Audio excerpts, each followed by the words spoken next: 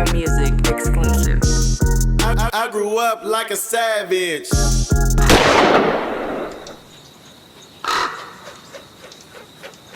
Hey, but look, that's old school car shopping too, right? Nigga go look at the spare tire, nigga go look at all that shit, like, oh, this the one. Right. Yeah. But so it was a jacket. I never knew that. It was a jacket that came with it. Damn. A GNX, a Buick GNX jacket. And now they 200. 300. That's crazy. They just said, me and my boy were just talking when they went to Monterey to Baird and Jackson. He seen one go across for 300. So are there any of your partners who had the GNX back then, did any of them get lucky and have a jacket?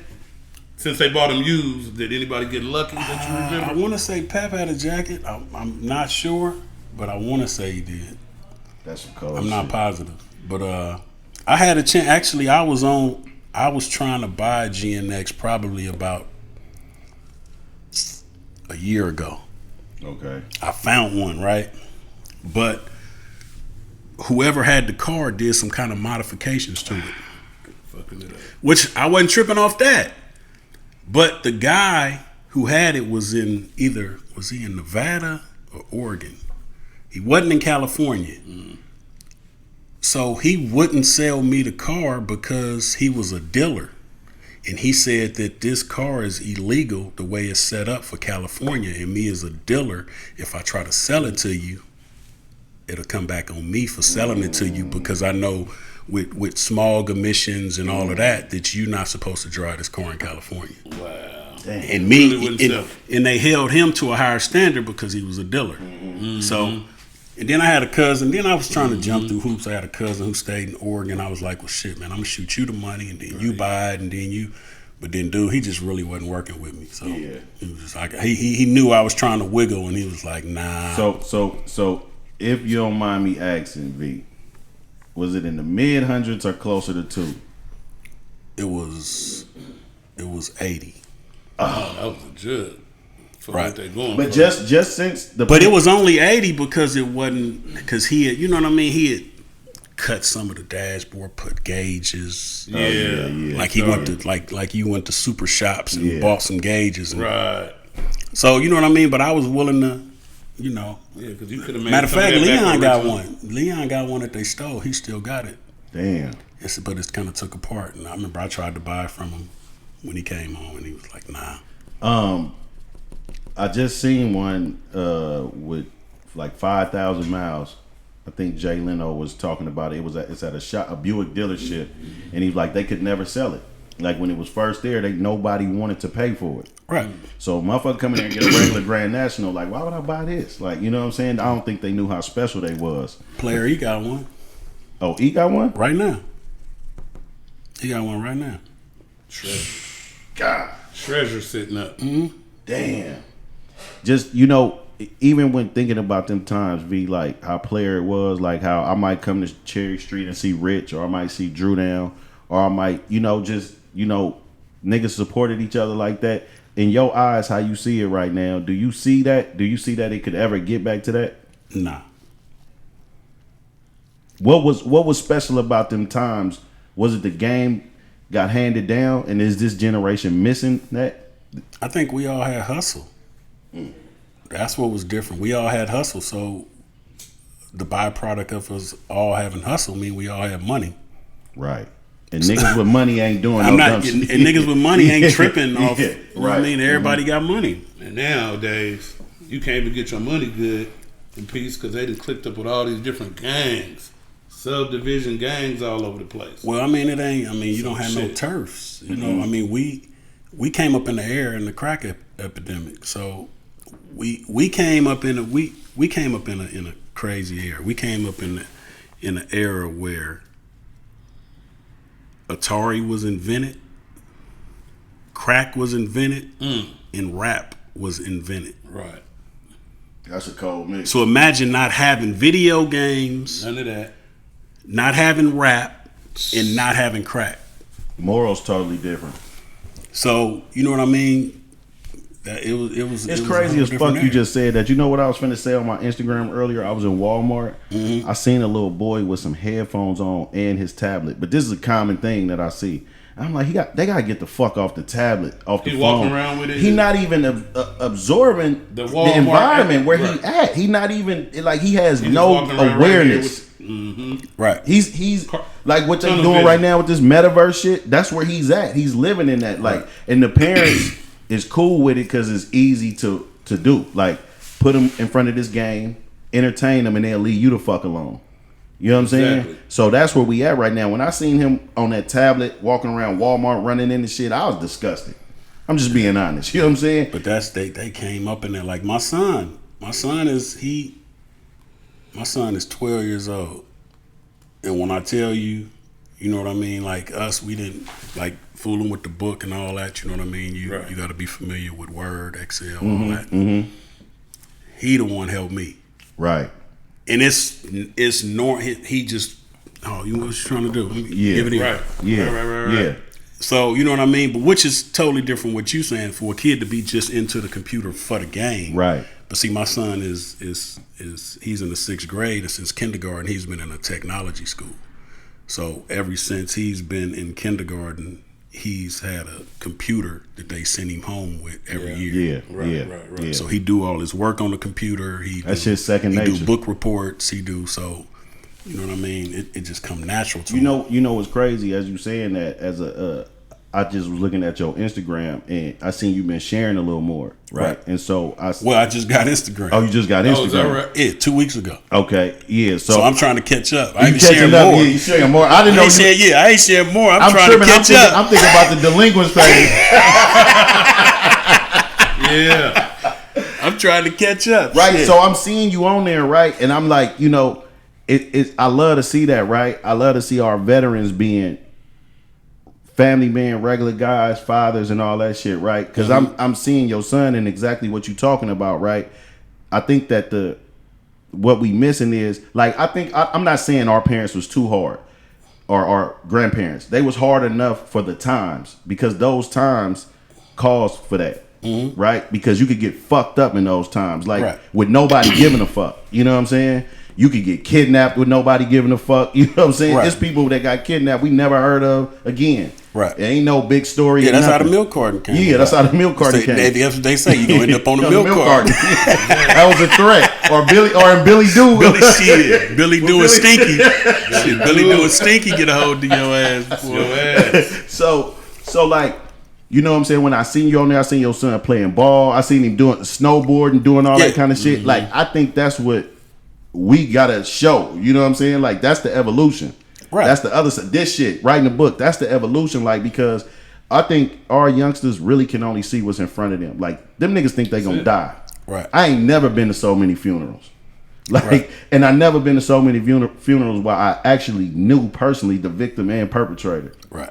That shit is weird. Right. You know what I'm saying? So they living in a crazy ass time. So to see people raising their kids, right? But it ain't. You know what else? What we talked about. Me and one of my homies talked about earlier is you also got to take into consideration our parents and the power they gave to their neighbors and the power they gave to the teachers if we was acting up. Oh, for sure. Yeah, you get your ass. Remember, up. So if moms was gonna run to the grocery store or go shopping, and I was gonna stay home on the block, she made sure before she left. Somebody had authority over you. She gave somebody green light. If he acting up, you whoop get his ass. Yeah.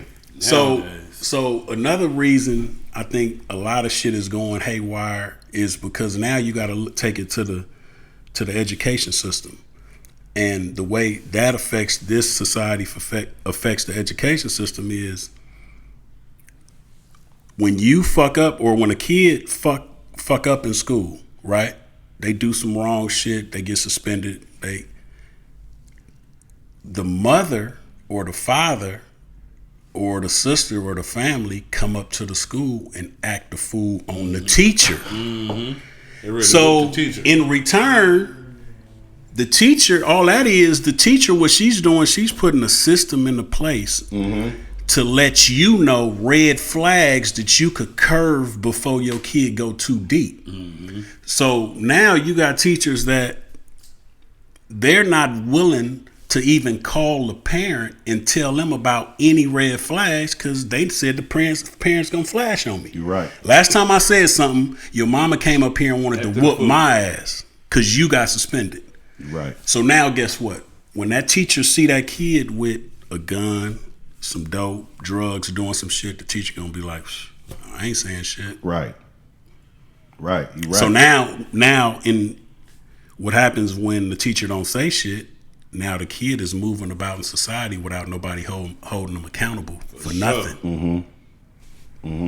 That's real shit. So you know what I mean? Like that ain't like that's the red flags. If I cut school and the teacher call and tell moms I'm cutting school, then my mama gonna get on me and that's gonna stop me from cutting school. But if I'm cutting school and the teacher saying, well shit, he don't want to learn anyway. I ain't finna say nothing to his mama. Every time I call her, she want to argue with me. How the fuck you want to argue with me? Because your kid didn't come to school. And what make that I'm bad wrong. as well, I'm too. wrong because your kid didn't come to school. And what make that bad as well too is the teachers are just passing them and moving them along. So They just move. I'm gonna advance you on. I ain't got to deal with you. I don't want you back in my class next year. So I know I'm all over the place, but you keep giving me transitions to talk about, right? But I want to go back because like in talking about the culture and shit, right? And we first started talking about jet skis and shit, right? But we talked about this last time on the show because I think it's very important. We got to reiterate, like y'all was the first niggas of our culture outside of white boys that was showing what you were, Harley Davidsons. Right. Well, my first Harley Davidson I got, it wasn't no helmet law. Right. That's how long ago. But you said on the show you rode one first when your OG partner bought one. T-Ray. And he didn't know how to ride. Well, yeah, I had to ride his home. Yeah. Because he knew, I've always rode dirt bikes, mini bikes my whole life. So I knew how to ride bikes. With the ape hangers, though. You jumped on that motherfucker. Yeah. You jumped on that motherfucker. Yeah. Shit, boy. I got him home. Did that. And that power fucked you up. Oh, man. When I felt that, man, that was a euphoria. For sure. Because let's keep it real. This was what year? Shit. That had to be 89. Niggas was on Ninjas. Yeah.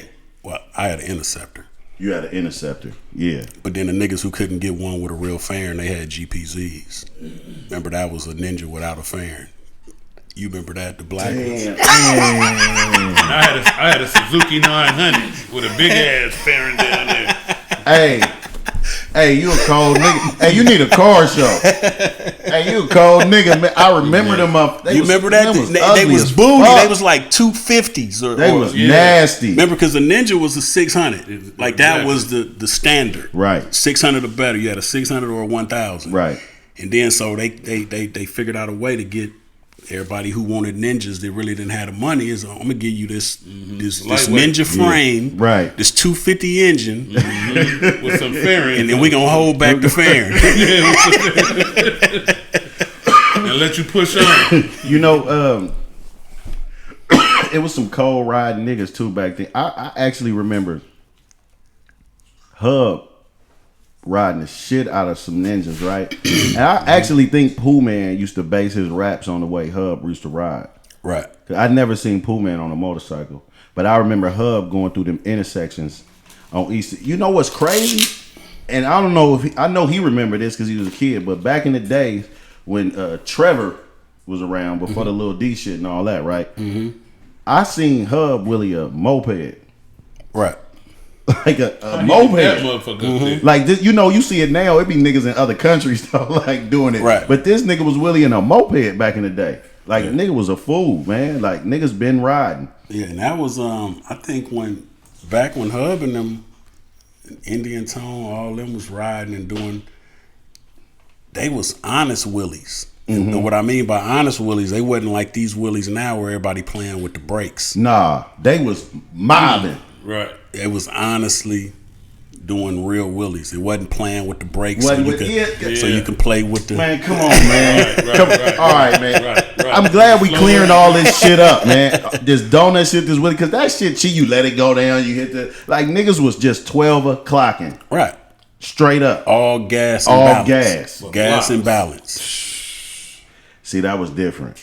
sure. That was different. That's why niggas got so much props for they Willie. And now niggas be on the back of it, holding it down, turning, doing all kind of shit. It's kind of like you giving T-Pain a Grammy for singing. Right. Like that's not really singing. Boom. So There you go. was your love for the bikes is what transitioned you into wanting to have a motorcycle on the water, which was a jet ski? And to start into that? Man, I was just into machines. Motorsports. Machines, period. Yeah. I just wanted to, you know what I mean? Shit, you could take me to a ranch and I'll see a motherfucking tractor and let me get on that motherfucker and figure out how it works. Who was one of the who had some of the most best handlebars out here driving? Tone. Indian Tone. Rick the Ruler? Was he nice? I never seen. I mean, Rick always had hella clean shit. Before as driving crazy, I never seen him drive. You know what I mean? I'd have been in the car with Rick, we done rode, but he never was the type of dude that drove crazy around me. Yeah, he always, to me, he was known for having clean shit. But Hub was a Hub driver. was a fool. Mm-hmm. At that time, was racing a thing as much as like donuts and the side so shit out here?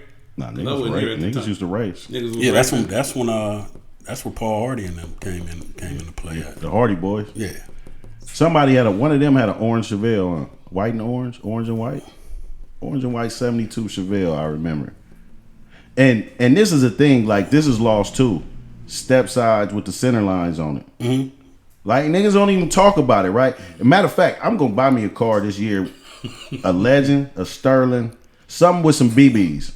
You need Because that. I've been seeing the New York niggas need been your killing favorite it. You fullback? seen them niggas? Nuh-uh. Man, these niggas been having Saabs and Yeah, one day I was looking for an 87 Legend. You was looking- I just got on the internet and I just said, let me see if I can find an 87 What was special Legend. about that year? I had two of them. yeah. They both had BBs. You remember I had the candy apple red one. I remember that one. Okay. That I sold to Terry. That one I was just about to say that one got passed around though. Yeah, I bought it from Dead Yeah. from 82nd. Yeah. Burn out. Uh-huh. Then I sold it to Terry. I think he got killed. Killed. Yeah. At that year. And then I had a burgundy one. You know what's crazy? I had one, right? like in 2001 or something, right? And the motherfucker had a phone and I got it from the auction and the phone worked. I mean, it didn't dial, but it got right. like, Yeah, I probably could have got it hooked up. Right. Yeah, the motherfucker was like, Didn't have service, but yeah, it's still it'd fun. go to the operator though. You know Right. what I'm saying? It was crazy, but yeah, I'm gonna give me something. I gotta find something, a Conquest, you know what I'm saying? Like the Conquest. Did you know Conquest was a 4-cylinder? Was it turbo? Yeah. 4-cylinder turbo. Conquest is a 4-cylinder turbo. Crazy Is as them LB had one same of is, them. is them same year Conquest Supra chassis? I'm not sure. No, that's a Mitsubishi. Conquest is a Mitsubishi. But Supra's you a remember how them Toyota. cars used to interchange back in the day, like a Sterling and a Legend. Mm-hmm. That's the same car, right? Practically, I think it's No, on I the thought it same was like a chassis. Stereon or something. Stereon is a Conquest, right? Ain't it? It's like it's in the same. It's I the think same that's shit. thing we was Yeah, talking it's about. like a Comet and a Maverick. Yeah, Right.